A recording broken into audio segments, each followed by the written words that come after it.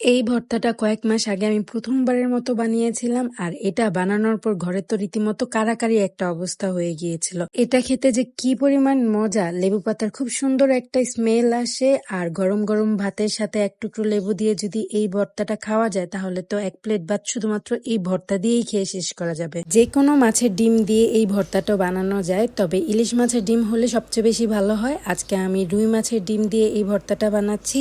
আমার আম্মু এই রুই মাছের ডিমটা ভাজার জন্য নিয়েছিল। এখানে হলুদ মরিচ আর লবণ দিয়ে রুই মাছের ডিমটাকে ভেজে নিচ্ছি। তো এখানে ডিম ভর্তা বানানোর কোনো প্ল্যানই ছিল না, বাট যখন দেখলাম যে ডিম ভাজা হচ্ছে তখন ভাবলাম যে এই রুই মাছের ডিমটা দিয়েই ভর্তা বানিয়ে ফেলি আর আপনাদের সাথে রেসিপিটা শেয়ার করে ফেলি। ডিমগুলোকে আমি খুব শক্তভাবে ভেজে নিচ্ছি না, দুই পাশ যখন একটু এরকম গোল্ডেন ব্রাউন কালার চলে এসেছে তখন আমি নামিয়ে নিয়েছি। আর ভিতরে কিন্তু একটু সফট রেখেছি, যেহেতু ভর্তা বানাবো তাহলে ভাঙতে সুবিধা হবে। আর মাছের ডিম দিয়ে ভর্তা বানানোর সময় ডিমগুলোকে খুব বেশি শক্ত করে ভাজার প্রয়োজন নেই, হালকা একটু ভাজা হলেই হয়ে যায়। এখন ডিমগুলোকে নামিয়ে নিয়ে আমি অন্য একটা প্যানের মধ্যে 4-5টা শুকনো মরিচ ভেজে নিচ্ছি। আমার এই শুকনো মরিচগুলো অনেক ঝাল, এই কারণে এখানে আমি 4টা শুকনো মরিচ নিয়ে নিচ্ছি। আপনারা যে পরিমাণ ঝাল খাবেন সেই পরিমাণ শুকনো মরিচ ভেজে নেবেন।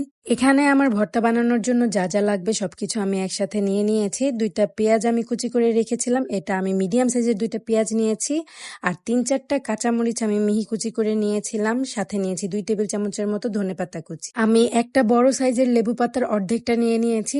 আমার ঘরে সবসময় লেবু পাতা থাকে ডিপ ফ্রিজে, আমি এই লেবু পাতাটা গ্রাম থেকে নিয়ে এসে সংরক্ষণ করি। এখন আমি শুকনো মরিচের উপরে যতটুকু পরিমাণ লবণ লাগবে ততটুকু লবণ দিয়ে আমি মরিচগুলোকে প্রথমে হাত দিয়ে ভেঙে নিচ্ছি, তারপর পেঁয়াজ আর কাঁচামরিচগুলো একসাথে মিক্সড করে নিচ্ছি। চেষ্টা করবেন পেঁয়াজগুলোকে একদম ভালো মতো ডলে মরিচের সাথে মিশিয়ে নিতে, যাতে পেঁয়াজগুলো একদম নরম হয়ে যায়। এভাবেও কিন্তু পেঁয়াজ মরিচ দিয়ে মাখা ভর্তাটা খেতেও খুব বেশি মজাদার লাগে। আমি তো মাঝে মাঝে এভাবেও শুকনো মরিচ পেঁয়াজ মেখে তারপর ভর্তা বানিয়ে খাই। এরপর আমি ভেজে রাখা মাছের ডিমগুলোকেও আমি হাত দিয়ে ভেঙে নিচ্ছি। আর যে লেবু পাতা ছিল এই লেবু পাতাটাকে অল্প অল্প করে ছিঁড়ে নিচ্ছি। আর লেবু পাতাগুলো কিন্তু একেবারে কুচলিয়ে কিন্তু মাছের সাথে মেশানো যাবে না, তাহলে কিন্তু তিতা ভাবটা চলে আসবে।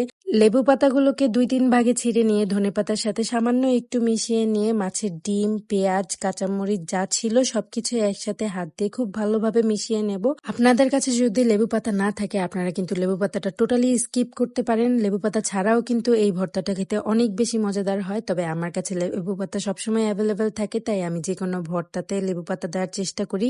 ভর্তাটা মাখানো হয়ে গেলে এই পর্যায়ে আমি এখানে দিয়ে দিব পরিমাণ মতো সরিষার তেল। আমি এখানে 2 টেবিল চামচের মতো সরিষার তেল দিয়ে দিয়েছি। সবশেষে আমি এইখানে একটা লেবুর ফালি নিয়ে এখান থেকে 2-3 ফোঁটার মতো লেবুর রস দিয়ে দিলাম। আর এই লেবুর রসটা দেওয়ার অবশ্যই চেষ্টা করবেন। লেবুর রসটা আর সরিষার তেলটা দেওয়ার পর হালকা হাতে আমি এই ভর্তাগুলোকে আবারও একটু মিশিয়ে নিচ্ছি। এই ভর্তাটা দেখতে যতটা লোভনীয়, খেতে ঠিক ততটাই মজা। আর এই ভর্তাটা বানানোর সময় কিন্তু আপনারা ডিমগুলোকে একেবারে ঝুরা ঝুরা করে ফেলবেন না।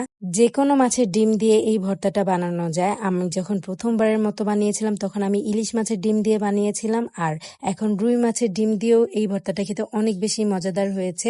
ভিডিওটি ভালো লাগলে টাইমলাইনে একটা শেয়ার দিয়ে রাখবেন, যখন বানাবেন তখন যেন দেখে নিতে সুবিধা হয়। তো আজকের ভিডিওটি এই পর্যন্তই। আমার পেজে যদি নতুন হয়ে থাকেন তাহলে পেজটিতে একটা ফলো দিয়ে পাশে থাকবেন। Thanks for watching. আল্লাহ হাফেজ।